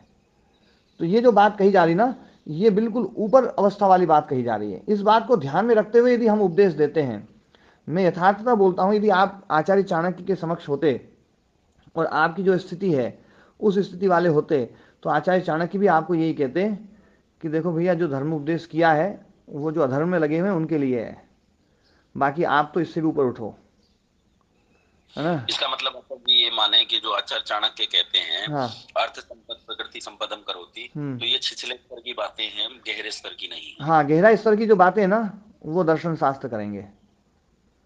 देखो उनको राज्य चलवाना है, यदि आपको राज्य चलाना होगा ना तो आपको भी ये सारी चीजें करनी पड़ेंगी, ये सारा मतलब जो ना बोलना ही पड़ेगा, मतलब जो ना। लेकिन यदि आप जैसे ही दर्शन को पढ़ेंगे, तो आचार्य जी हमारे पूर्वज भी मतलब पार्टी देख के पलटी मारते रहे क्या? नहीं ऐसा नहीं है पार्टी देख के पलटी नहीं मारते थे। आप यदि एक अध्यापक हैं और आप यदि एक पहली कक्षा का विद्यार्थी आया तो उसको आप है ना जो ना अ से अनार ही पढ़ाओगे, और फिर बाद में आप कहोगे अनार अनार नहीं है ना। तुम इसको जो है ना, मान लीजिए है ना कोई शब्द लिखा हुआ है कि है ना अमर, तो आप वो अमर बोलेगा तो वो बोलेगा अनार मछली रथ, अमर को ऐसे पढ़ेगा। तो आप कहोगे नहीं, अब आ से अनार मत पढ़, अब आ से आ पढ़, और माँ से माँ ही पढ़, और रा से रा ही पढ़, रथ पढ़ने की जरूरत नहीं है। अब माँ से मछली पढ़ने की जरूरत नहीं है, फिर उसको पढ़ाएंगे अपन अमर, ऐसे होगा। तो क्या पलटी मार गए हम? नहीं, हाँ, पलटी नहीं मारे ना। मतलब यथार्थता ये है कि हमारा स्तर नहीं है उस प्रकार का, उनका तो स्तर है बताने का, लेकिन हमारा स्तर नहीं है। तो जितने भी ये शास्त्र हैं, चाहे चाणक्य नीति है चाहे कोई भी है ना, वो सारे के सारे जो है ना, जो संसार में अधर्मकृत जो दुख है उस दुख से पहले तुम कम दुख वाली श्रेणी में पहुंचो, क्योंकि अधर्म में तो बहुत ज्यादा दुख है, उससे ज्यादा है ना उसमें धर्म में कम दुख है। तो कम दुख है इसलिए उसको सुख बता देते हैं। जैसे है ना, जो व्यक्ति दक्षिण भारत में या कहीं ऐसी जगह पर जहाँ रेगिस्तान में, मतलब बाड़मेर जैसलमेर में गर्मी होती है, तो वो व्यक्ति जैसे ही इधर आएगा दिल्ली के पास में तो कहेगा यार बहुत कम गर्मी है, यहाँ तो बहुत ही कम है। लेकिन है ना जो है दिल्ली वाला जो कहेगा यार बहुत गर्मी है, तो वो वहाँ जाएगा तो है ना जो ना हरिद्वार, तो कहेगा हरिद्वार में कम है। फिर हरिद्वार वाला कहेगा यार यहाँ भी बहुत गर्मी है। वो देहरादून जाएगा तो उसको लगेगा हाँ यहाँ कम गर्मी है, और देहरादून वाला मसूरी पहुंचेगा तो उसको और कम गर्मी में लगेगी। तो ऐसे ही जो है अधर्म में बहुत ज़्यादा दुख है, वो जैसे धर्म में जाएगा तो देखेगा भैया धर्म में सुख है। लेकिन तत्वता देखा जाएगा तो धर्म वाला व्यक्ति भी जब उसको तत्व ज्ञान होगा तो उसको दिखेगा कि हाँ धर्म में भी जो है ना दुख मिश्रित ही है सब कुछ, इसलिए इसको भी छोड़ा जाएगा। शुक्ल कर्म को भी छोड़ने की बात है, मतलब कृष्ण कर्म को छोड़ने की बात तो है ही है, फिर कृष्ण के बाद में जो मिश्रित कर्म है उनको भी छोड़ने की बात है, फिर मिश्रित के बाद में शुक्ल में पहुंच गए तो फिर धीरे धीरे शुक्ल को भी छोड़ने की बात है, फिर निष्काम कर्म, और है ना जो है ना वो निष्काम कर्म भी छूटेंगे। तो मतलब यथार्थता यह है कि हम इस तत्व को समझें। तो अभी जो दर्शन पढ़ रहे हैं ना अपन, ये दर्शन का जो विज्ञान है इसको मैं समझाना चाह रहा हूं कि दर्शन का जो विज्ञान है वास्तव में वो प्रामाणिक है, और ये तर्क के आधार पर भी बिल्कुल फिट बैठ रहा है। तर्क के आधार पर जो चीज मैंने आज बताई है, तो तर्क तो बिल्कुल है ना, तर्क को कोई भी नहीं काट सकता है कि संसार में दुख है, मतलब सुख ही सुख है, मतलब या फिर सुख है, ज्यादा सुख है, ये कोई सिद्ध नहीं कर सकता मेरे को। क्यों जी योगेश जी, तर्क से तो सिद्ध नहीं हो रहा है योगेश जी, नहीं है ना? नहीं। हाँ, और किसी के पास में तर्क हो कि भैया हाँ मैं सिद्ध कर देता हूँ संसार में सुख है, तो वो बताओ। स्वामी जी बहुत ठीक से समझ गए, मैं ट्रेन से उतर लिया हूँ, बहुत ठीक से समझ गए, बहुत अच्छा समझ गए जी, बहुत अच्छा समझ। हाँ, एक बहन जी बोल रही थी, कौन कौन सी बहन जी बोल रही थी? ओम नमस्ते हाँ स्वामी जी जी, जी, चरण हाँ स्पर्श। जी जी, ओम प्रणाम जी। बात बिल्कुल सही है आपकी बात, लेकिन आप जो कह रहे थे कि सिर्फ दुख से ही व्यक्ति योग की तरफ बढ़ता है, हम मतलब जैसे संसार में देखते हैं कि एक झोपड़पट्टी में बच्चा पला है, या हम काम वाली बाई को जब उसके बच्चे को अच्छे से सब देते भी हैं, उसको शिक्षा भी देते हैं, ये सब करते हैं, लेकिन उसके संस्कार उतने अच्छे नहीं होते जितने एक अच्छे वातावरण में माता पिता मिले, उनको शिक्षा मिली तो वो सत्यवादी भी निकलेंगे बच्चे। जी, तो वो ज्यादा ईश्वर की तरफ बढ़ते हैं तो सुख से ही तो बड़े स्वामी जी, वो उनके विचार और उच्च स्थिति में आते हैं। तो देखो वो क्या क्या है, बच्चा दुख में था जो परिस्थिति में है, एक बच्चे को गलत मतलब उतने माता पिता संस्कारी नहीं मिले, जी है ना, वो जी दुखी साधन नहीं मिले, जी, और यदि आपने उनको साधन देने की भी प्रयास किया और अच्छी शिक्षा भी दी, लेकिन जो एक माता पिता, जिस बच्चे को अच्छे माता पिता मिले और सुख साधन मिले, तो वो देखने में आता है कि वो अधिक सत्यवादी रहेगा और समय का पंचुअल रहेगा, मतलब काफी अच्छे जी गुणों जी का विकास होता है, जी जी, होता है बहन जी सबके मैं कारण। इसमें एक बात बोलना चाहता हूँ। यदि हम ये देखें कि सुख जो है ना वो अच्छे गुणों का विकास कर रहा है और दुख अच्छे गुणों का विकास नहीं कर रहा है, ये कारण है, उसके गुण के विकास में सुख और दुख कारण है, या वहाँ का माहौल वैसा कारण है? मान लीजिए हमारे देश में पहले जो ना, मतलब पहले लोग बहुत वातावरण। गरीब थे, पहले बहुत गरीब थे। मैं देखता हूँ ना आदिवासी इलाकों में, जहाँ पर मैं पैदा हुआ था वहाँ बहुत आदिवासी इलाका था, तो है ना जो है गांव के गांव में किसी भी गांव, मतलब ऐसे कितने ही गांव थे जिन गांव में एक भी पक्का मकान नहीं था, सब कच्चे मकान थे, बारिश में चूते थे, बड़ी परेशानी होती थी, बारिश आती थी उससे पहले सब है ना वो जो मिट्टी के खपरेल होते थे उनको बदलना पड़ता था, और बदल बदल के वो करते थे। और कितना जो है ना रास्ते थे, रास्तों में कीचड़ हो जाती थी, बरसात में भयंकर कीचड़ हो जाती थी। तो इसका मतलब है कि वो लोग जो है ना ईश्वर को बिल्कुल ईश्वर की तरफ प्रवृत्त नहीं हुए होंगे, या उनमें संस्कार था ही नहीं। लेकिन मैं देखता था कि उस समय बहुत संस्कार था। हमारे गांव में आसपास कहीं भी चोरी नहीं होती थी, कोई सामान कहीं बाहर पड़ा हुआ है कोई चोरी नहीं होती थी, और ना कोई लिखा पढ़ी नहीं होती थी। पैसे को देते थे ना, जैसे आजकल स्टाम्प पेपर पे लिखवाओ ये करवाओ, तो भी ना जो है ना व्यक्ति देता नहीं है। पहले सब जो है ना कोई भी लेता था तो मतलब देता ही देता था, बड़ा वो होता था। और मैं मतलब अपनी आंखों से देखता था कि माताएं बहनें रात में, मतलब जो है ना जैसे एक गांव से दूसरी गांव में कई बार बस आती थी और बस से जाना पड़ता था, बस से उतरे तो कोई गया तो ना, तो रात में अकेली माताएं बहनें आराम से चली जाती थी जंगल में, कोई किसी प्रकार का भय नहीं था। मतलब बलात्कार शब्द जो है ना उस समाज में हमने सुना ही नहीं था, कोई मतलब ज्यादती वाली बात ही नहीं थी कोई। और इतना ऐसा जो है ना, मतलब मैं हर प्रकार की चीज बता रहा हूँ कि चोरी भी नहीं थी, हिंसा भी नहीं था, है ना, संयम भी था, असंयम की कोई बात नहीं थी। लेकिन जो आपकी बात है वो कट रही है उसमें। वो लोग है ना उनके पास पक्के मकान नहीं थे, उनके पास गाड़ियां नहीं थी, उनके पास ऐसे सुख के संसाधन नहीं थे लेकिन वो तो बहुत ज्यादा धार्मिक थे। तो धार्मिक और अधार्मिक जो है ना, ये सुख के साधनों से नहीं है। ये एक बात तो ये समझने की है। दूसरी बात में देखो, इसमें एक और तर्क देता हूं कि महर्षि दयानंद जी के चचेरे भाई आदि भी और भी बहुत सारे होंगे, थे कि नहीं थे? है ना, उन्होंने वहां पर सुख समझा परिवार में, और महर्षि दयानंद जी ने परिवार में दुख समझा। तो कौन ईश्वर की तरफ बढ़ा?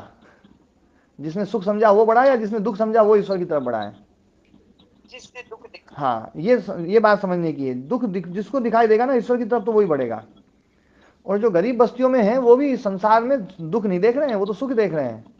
जिस दिन दुख दिखाई दे जाएगा उस दिन तो ईश्वर की तरफ वो भी बढ़ जाएंगे। तो स्वामी जी वो महर्षि दयानंद सरस्वती को भी तो पूर्व जन्मों का जो अच्छे कर्मों का फल था, माता पिता मिले, ऐसा वातावरण मिला, तो वो सुख में तो उन्होंने देखा। नहीं तो वो तो देखो उस वो वातावरण की उन्होंने कीमत तो चुकाई है, उस वातावरण की उन्होंने कीमत तो चुकाई है ना। उन्होंने दुख तो उठाया है उस वातावरण के लिए, ऐसा नहीं है कि उस वातावरण के लिए उन्होंने दुख नहीं उठाया है ना। वो वातावरण जो है ना उसकी कीमत तो चुकानी पड़ेगी।